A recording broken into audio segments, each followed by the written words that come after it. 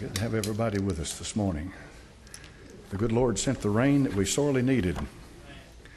Amen. I know it takes the sunshine away, but every drop of rain is life-giving.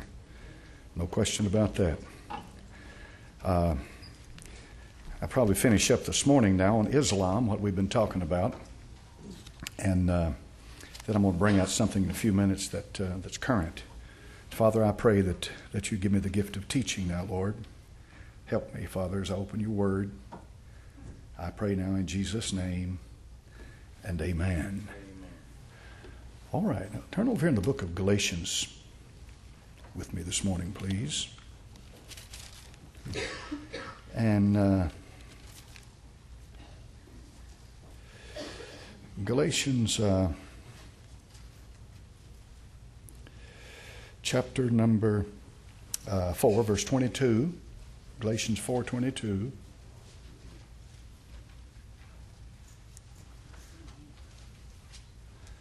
Galatians 4:22. The Bible said, "For it is written that Abraham had two sons." Who are they?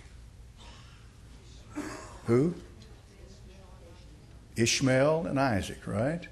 One's a son of promise and the other one's a son of the flesh. All right, the one by a bondmaid, and who is that? That's Hagar, she's the Egyptian. The other by a free woman, and who is that? That's Sarah. Now watch this. But he who was of the bondwoman was born after the flesh, but he of the free woman was by promise. Now watch how the Apostle Paul deals with this. He said, these things are an allegory. Now what's an allegory? Well, it's a story that teaches another story, a greater truth. These things are an allegory, for these are the two covenants, the one from Mount Sinai, which gendereth to bondage, which is Agar. For this Agar is Mount Sinai in where? Arabia. That's where you get the term Arab.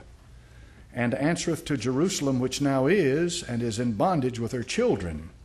But Jerusalem, which is above, is free, which is the mother of us all. And that's the New Jerusalem the apostle talks about in the book of Revelation that comes down from God out of heaven.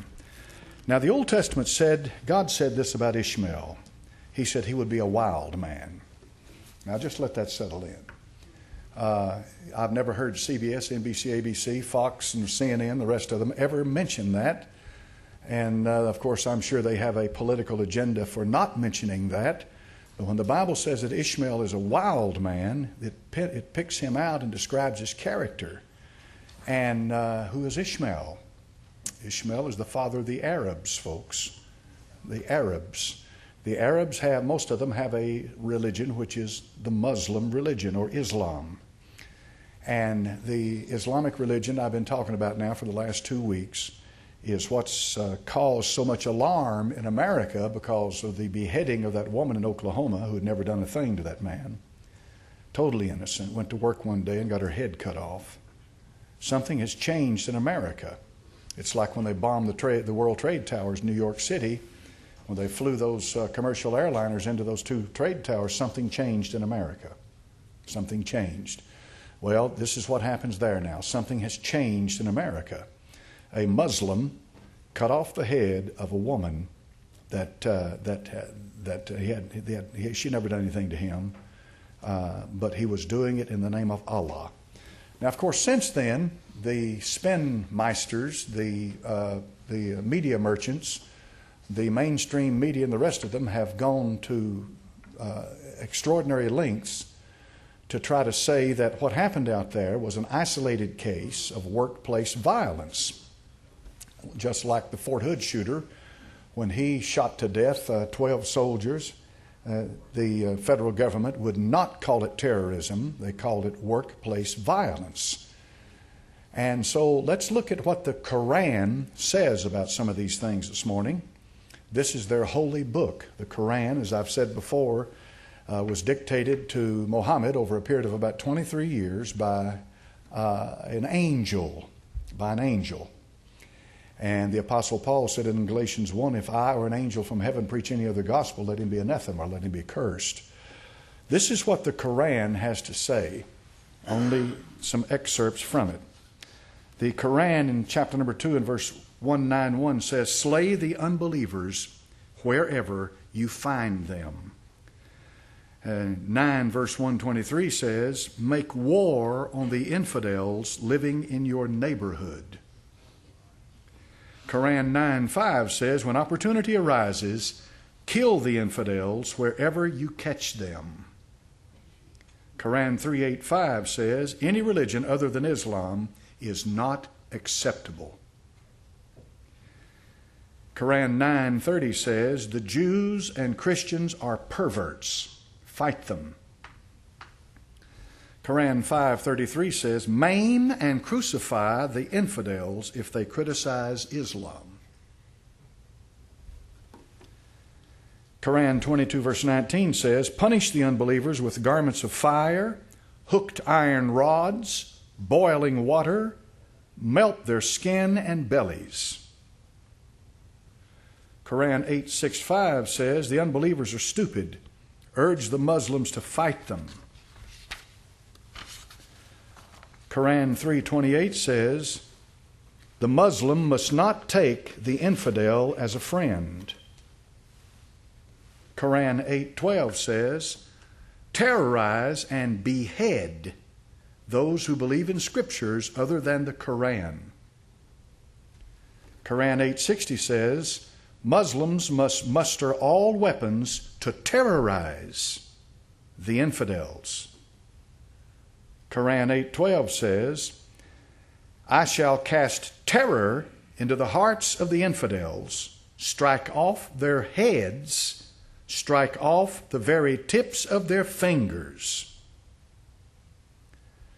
Quran 4:56 says, "Those that deny our revelations, we will burn in fire." And they just did that. They burned alive. "No sooner will their skins be consumed than we shall give them other skins, so that they may truly taste the scourge. God is mighty and wise." Quran 4:34 says, "Men have authority over women because God has made one superior to the other, and because they spend their wealth to maintain them. Good women are obedient. They guard their unseen parts because God has guarded them. As for those from whom you fear disobedience, admonish them and forsake them in beds apart and beat them." Quran 2 verse 244 says, "Then fight in the case of Allah, and know that Allah heareth and knoweth all things." Quran 2:16 says, "Fighting is prescribed for you, and ye dislike it. But it is possible that you dislike a thing which is good for you, and that you love a thing which is bad for you. But Allah knoweth, and ye know not." Quran 3:56 says, "As to those who reject faith, I will punish them with terrible agony in this world and in the hereafter, nor will they have anyone to help." Quran 3:151 says, "Soon shall we cast terror into the hearts of the unbelievers, for that they joined companions with Allah, for which he had sent no authority." And then finally, Quran 4:76 says, "Those who believe fight in the cause of Allah." Now, this is the religion of peace that President Bush and then President Obama and then every talking head politician that, regardless of which side they are on, continues to preach to you. I think what's happening is that on occasion, the elite take a test of how far they've dumbed people down by seeing how they accept this stuff that they send out, and how quickly that they embrace a blatant lie. Islam is not a religion of peace. The Quran does not preach peace. You say, "I know many peaceful Muslims." You know many Muslims that are indifferent to a lot of things that are said in the Quran, that want to live just like anybody else wants to live. And so they practice their faith and don't bother anybody. Thank God, apparently that's the vast majority of the Muslims. But there's an element in Islam, make no mistake about it, that believes every word of the Quran. And they will put you to death in a heartbeat if they can do it. You are nothing but a pig, a swine, an infidel, and they are told in their holy book to kill you and cut your head off in the name of Allah. And if anybody tells you otherwise, it's because they're completely ignorant of the Quran. I just quoted the Quran. And there are many more passages in the Quran that you can read and interpret in that manner. Now, you have those who come along today and they're the apologists for Islam. And I listen to them as they debate. And even they say, have been threatened with death because that they're not taking the party line of what's being preached in Islam. In this country, many of these mosques are under surveillance by the FBI and other security agencies, and I'm thankful they are. They're listening to what these hate preachers are preaching, and they are observing them and watching them, and on occasion you'll see where some of them are arrested because they're plotting some kind of a terrorist activity. And it's good. Thank God they are watching them. But the fact of the matter is that there's many of them out there that they simply let slip through the cracks, and they don't get them all. And this fellow out there in Oklahoma City, or Oklahoma, where was it Moore, Oklahoma? I think where it was in Oklahoma. Apparently he slipped through the cracks, and they weren't able to stop him in time. And he wound up, in the name of his God, cutting this woman's head off. So I don't know what to expect in the country. I don't know what to expect, but I do know this. I do know that a lot of people now are waking up. I listened to a radio broadcaster out in Wichita, Kansas a couple of days ago, well known, and a prominent talk show host. And he came out on his radio broadcast and said simply, he said, unless we know exactly who you are and where you're from and what you're doing, if you're a Muslim, we're going to watch you. Now that's pretty broad. We're going to watch you. If you're a Muslim, then you're going to be watched. We don't trust you. And the truth of the matter is, I think that's a good position to take. I really do. I really do. You'd better watch them because you never know. Now, I forget what the word is, but there's a thing in Islam. I wish I'd written it down. Where they are told, they're trained to lie to you.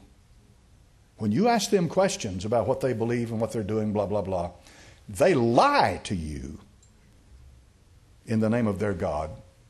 And it's perfectly all right. So the bottom line is you can't believe what they say. You can't believe a thing that they say. Right now, according to what they tell us, our troops are over there, and they're engaged in air combat with ISIS. Have you noticed when we fought the Vietnam War, when we fought World War II in Korea, did you notice that the press was embedded with the troops that went out into the field and fought? Did you notice that you got first-hand reports back, videos of what was going on? You could see it. You watched it on the evening news. And the reason for that is because they were embedded with the troops. They went where the troops went. The troops went into combat. The reporter went into combat. Sometimes the reporter paid for it dearly with their life. Have you seen any pictures, any videos of what's happening in Syria and Iraq? Not since Obama has been in office.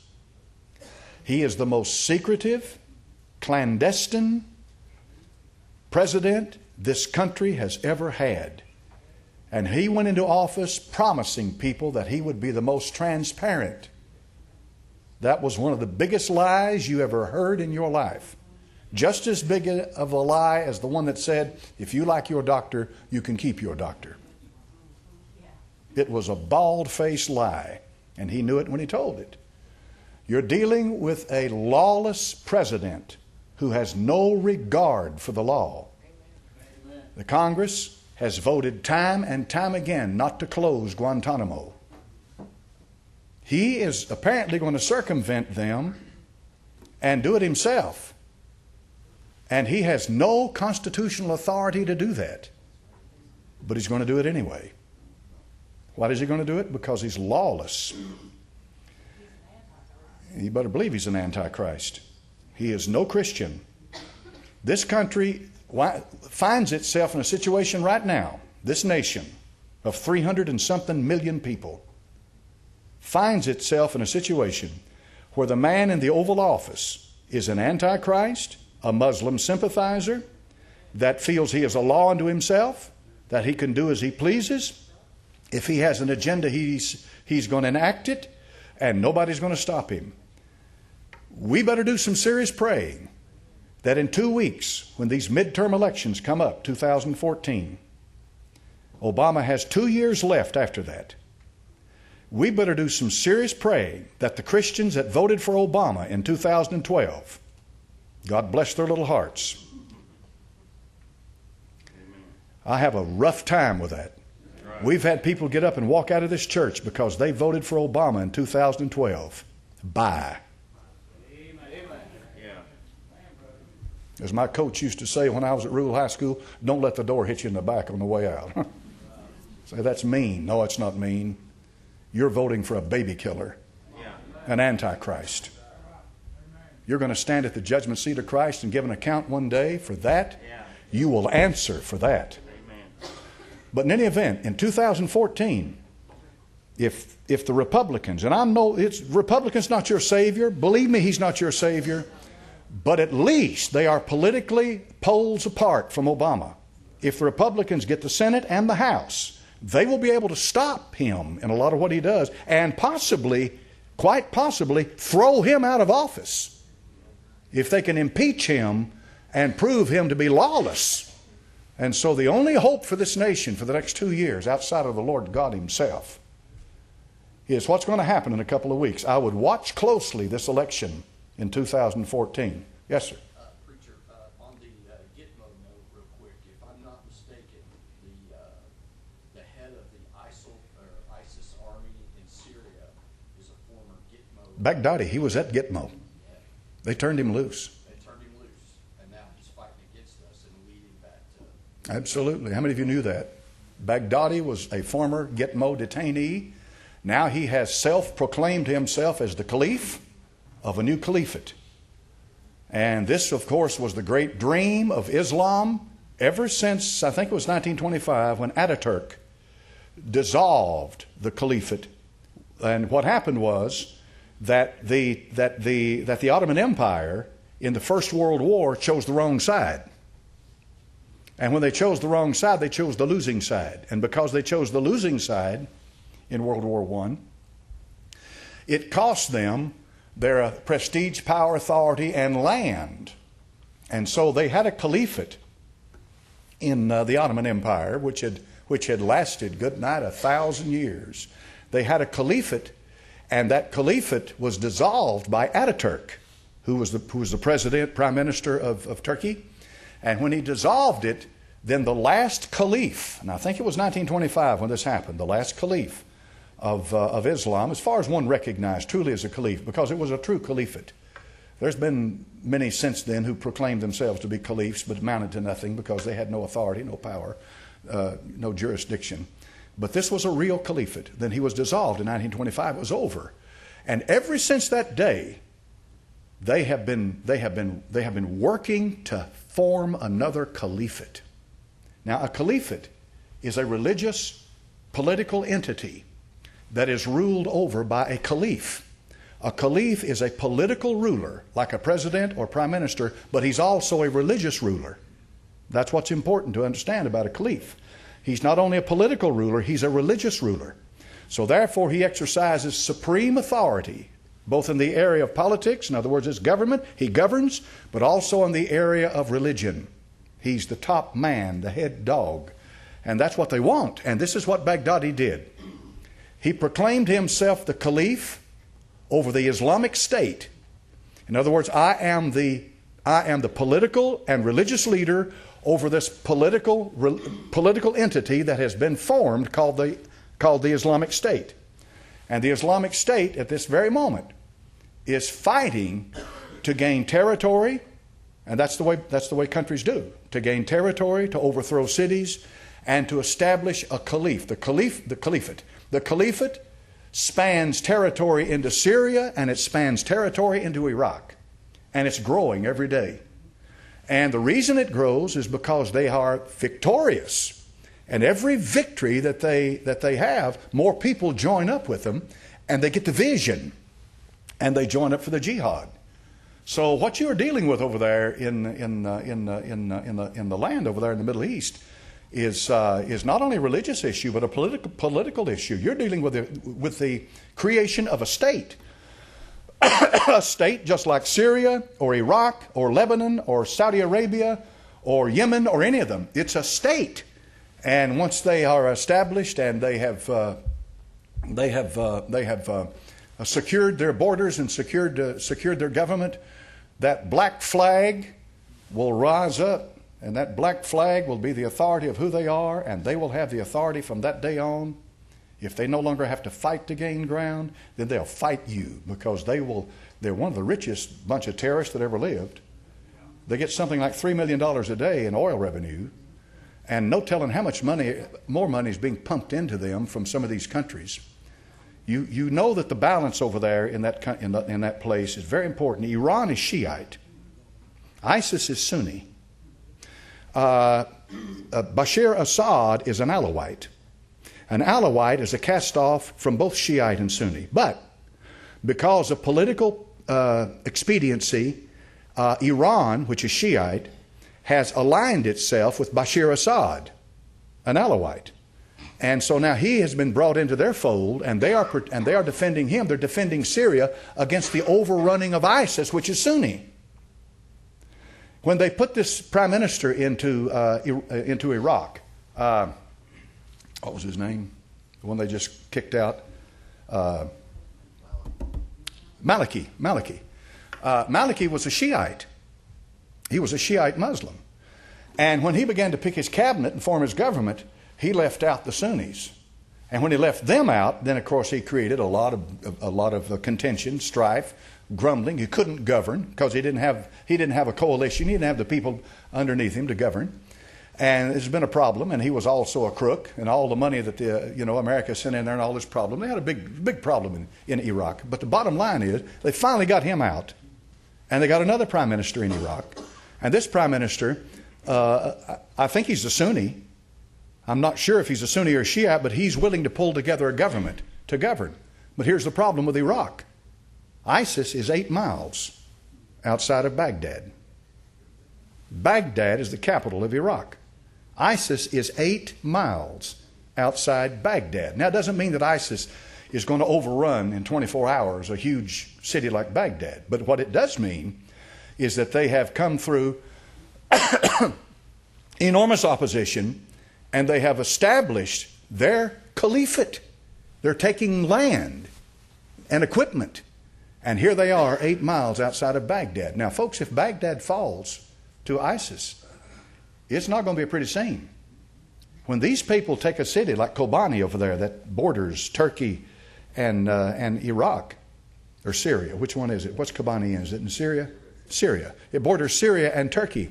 This city does. Well, the people in Kobani, I haven't heard the latest news. Anybody heard? Has it been overthrown yet? Not yet. Okay.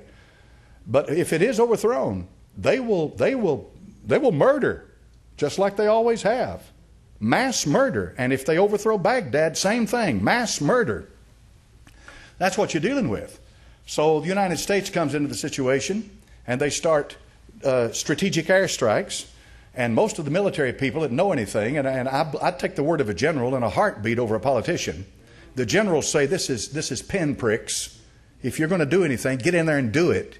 And they're not doing it. And apparently what's been done for the last few weeks on this has nothing but just a political expediency to say they've been doing something. Yes, sir. I heard on the news where Turkey's going to put troops on the ground. When did you hear that, brother? Yesterday, I believe. Okay. Well, see, Turkey's been reluctant to do that because They've got tanks lined up across the border. The tanks are sitting there. The tanks are looking right down on Kobani, but they're not going to do anything because they stay on their side of the border, and ISIS is happy for that right now. But the fact of the matter is, I think ISIS is like Hitler. Hitler got Czechoslovakia, the Sudetenland. That was German-speaking people who lived in that area. And the powers that be allowed it to happen. They thought, well, we'll appease him, give him a little land. Okay, here you go. That wasn't going to stop him. He kept reaching out. He finally went into Poland. And when he went into Poland, he'd made a deal with Mr. Stalin up there, that great champion, that ally we had in World War II. Not only did Hitler invade Poland, Russia invaded Poland at the same time. You don't hear anything about that. And they split the country up. And the reason they did is because Hitler had made a non-aggression pact with Stalin. He signed an agreement with Stalin. You get your part, we'll get our part. I want this land, you got that land, everything's hunky-dory. But what happened? Hitler turned on Stalin and sent 3 million troops into Russia at Operation Barbarossa. 3 million troops invaded Russia, and he overran Russia for months. But the bottom line is, Hitler was never satisfied. He wanted more land. He called it, what was the term he used? Breathing room, living space, living room. Yeah, he had a term for it. He had to have all this land. That's what ISIS is doing. Once they've established themselves, they're going to go up to Turkey. They'll take Turkey. And Saudi Arabia is worried to death. The only country over there that has the wherewithal and the power to stop them is Iran. They can do it. They can do it. And they will do it if it comes down to it, because they know what ISIS will do if they overrun Iran. Iran is a formidable military foe, folks. It's no backwoods, throw down your weapons and run like the Iraqis did. The Iranians, they have an army over there, and they're ready to use it. So what's going to happen? Well, we'll see. We'll see. We'll see what the United States is going to do with their pinprick air campaign against these people. The only hope we've got, second coming of the Lord. Amen. All right, I'm about done with it. I hope I've my best. I tried to do my best to get across the idea about who Islam and what a Muslim is. And I'll just say this in closing on this issue, and then we'll start something else right here in a moment. You better never trust them. I wouldn't trust them as far as I could throw them. Yes, ma'am. If Ishmael's family, Palestinians, hadn't tried to take, consider that's their promise, would they be part of Saudi Arabia, or would they be scattered? Well, the history of Israel is quite a thing. It's quite a. When you think about what happened over there wasn't anything over there when Samuel Clemens went in there in the 1800s. He talked about how barren the place was. All right, the Zionist Congress in Basel, Switzerland, met to establish a Jewish homeland, to come back to the land, to come back in there, and Theodor Herzl was the driving force behind that. So they wanted to come back to the land. They'd all been out for 2,000 years nearly, and so they started coming back to the land. And when they came back to the land, they began to build the land. They began to reclaim the desert, and Israel started growing. It became a prosperous nation. All of these Arabs out here in the desert and the bush, when they saw that, they started coming to it because jobs were available, a better standard of living. And so here they come. They're coming from all over the place to come into Israel because the country is growing, it's prospering. All right, so these people come in, but they maintain their identity and their religion. So after a while, we have a situation to where Israel, and I know I'm simplifying things and moving fast, but after a while, we've got a situation where the Arabs want more control. They want more of this, more of that, more of this, more of that. And the Jews aren't willing to give it. And so the conflict arises. And that's what we have now. That's what we have now.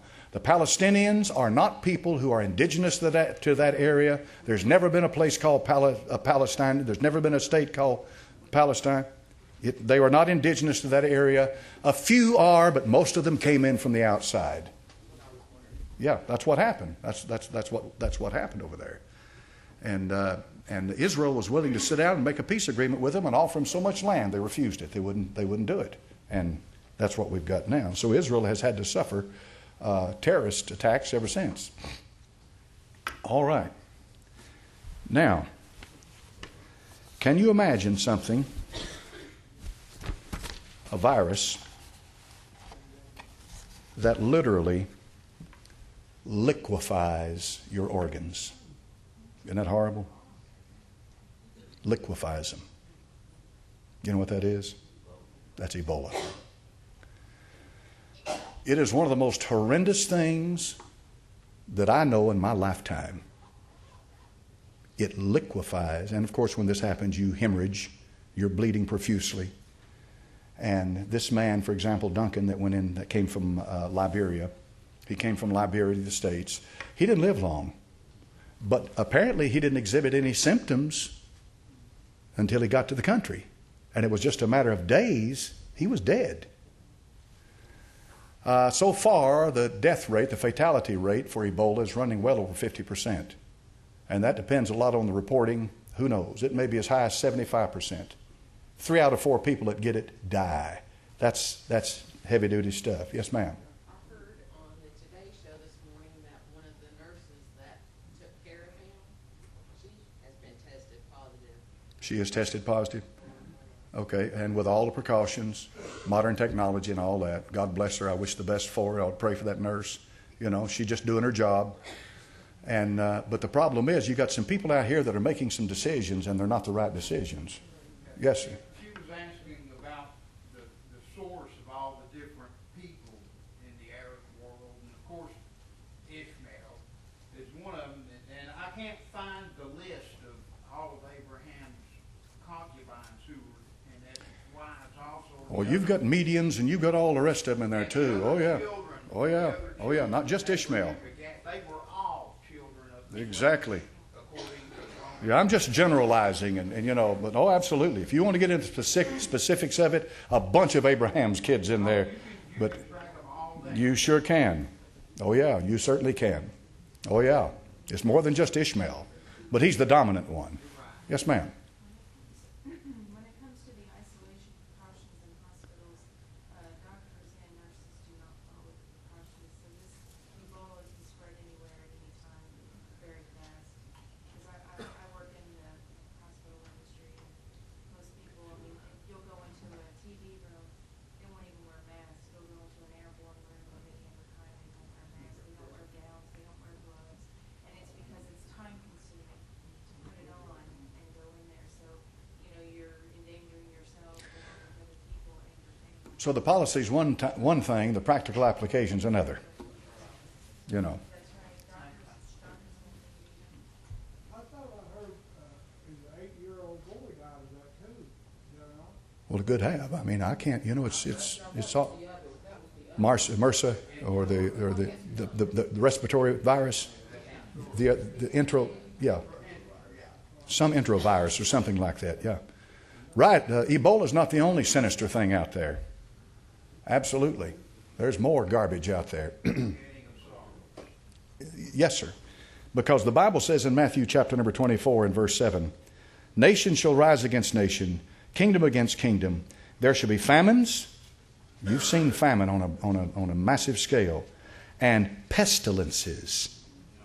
All you have to do is look up that word pestilence, and it means plagues. And if Ebola is not a plague, I don't know what a plague is. And all these are the beginning of sorrows. Now what we're doing here, folks, we're seeing things like we've never seen them before. To me, that's what we look for as an indication of the second coming of Christ. Things we haven't seen before. And I've been here a while, and I've never seen anything like this before. Now, as our sister was talking about a moment ago, let me read something for you. And I want you to take in word for word now what I'm saying. Listen carefully to this. An award-winning Texas scientist was given a standing ovation after he advocated the extermination of 90% of the Earth's population by an airborne Ebola virus. Let me slow down, read it again.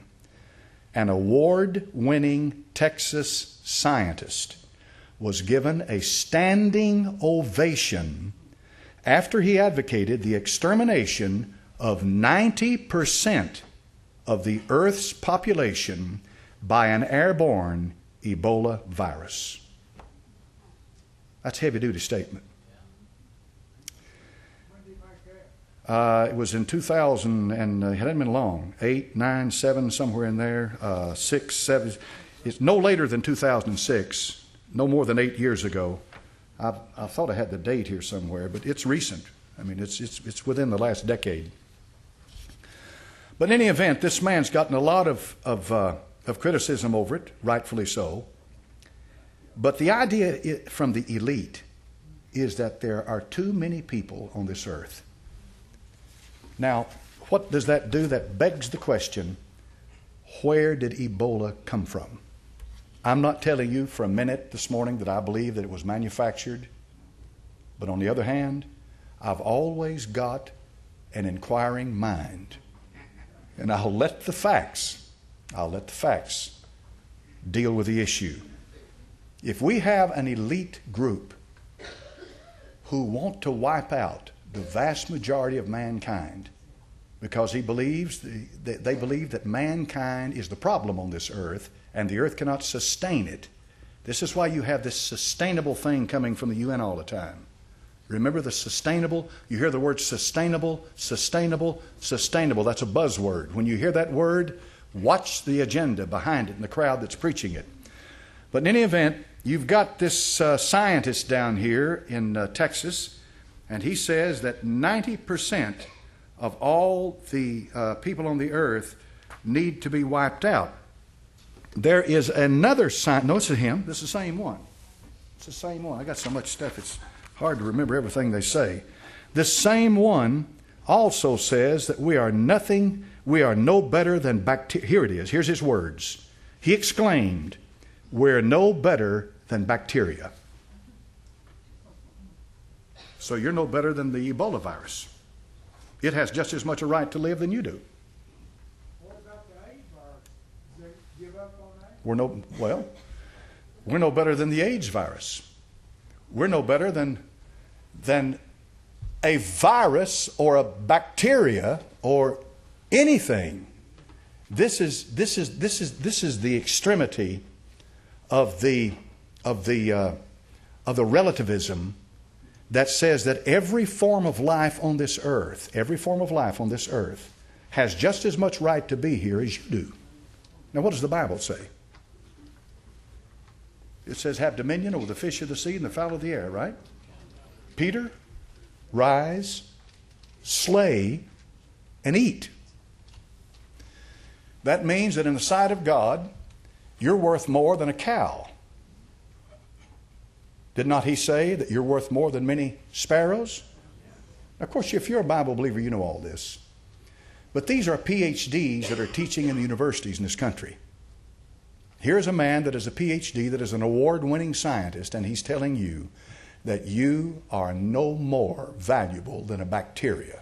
Therefore, he justifies the idea, wipe you from the face of the earth, 90%, so the elite can rule the world.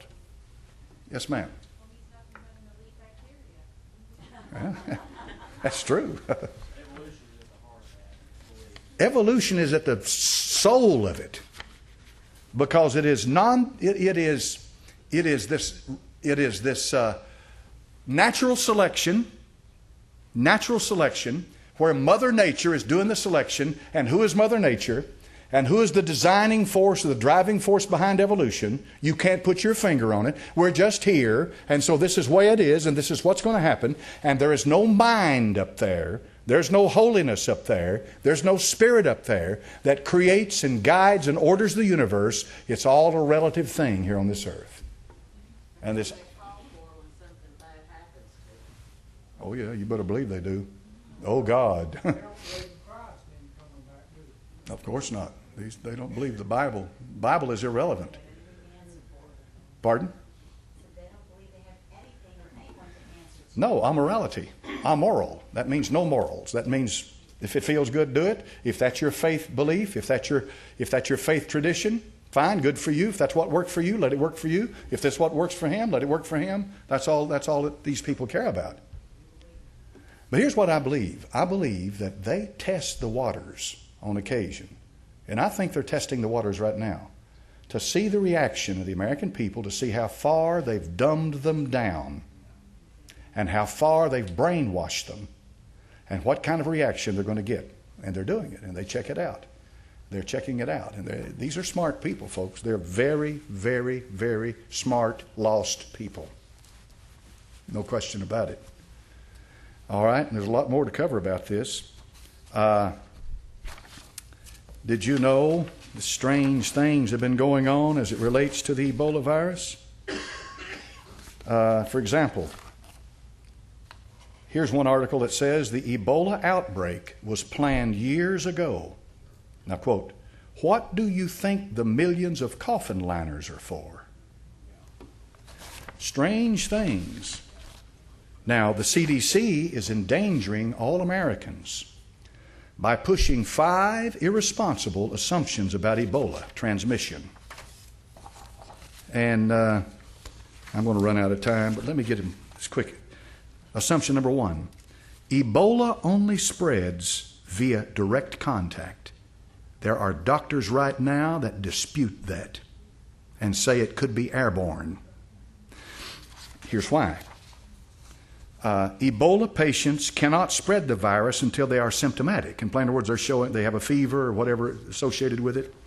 And there are doctors who dispute that say it can be transmitted even if no symptoms are present. Assumption 3, the Ebola strain, now watch this, this is important. The Ebola strain the world is fighting today is identical to the outbreak strain in 1976. Many, many doctors and scientists are saying, hold on, hold your horses. The Ebola strain today is much worse than the one of 1976. That it has morphed, that it has changed, and it is much more lethal than it was in 1976. Assumption number 4, airport screening will detect people who are harboring Ebola. And I thought this is amazing because I read this morning, this doctor, here she is, Dr. Eileen Marty, recently returned home to Miami after spending 31 days in Nigeria. She comes through the airport screening process, and these are her words. She says she was surprised at what happened when she arrived at Miami International Airport. Quote, "I get to the kiosk, mark the fact that I've been in Nigeria, nobody cares, nobody stopped me," she said. Quote again, "Not a single test." And then the interviewer said, Ramos asked her, surprised, "Nothing?" Marty answered, "Nothing." And so the White House, the CDC, powers that be are telling people they are screening these people that come through the airport. Yet this doctor wasn't asked a single question, nothing. She walked right in. Now what's going on? You're getting double speak. You're getting what's spoken for the consumption of the public and what's really going on. Never judge a tree by what it says. Judge a tree by the fruit it bears. Yes, sir.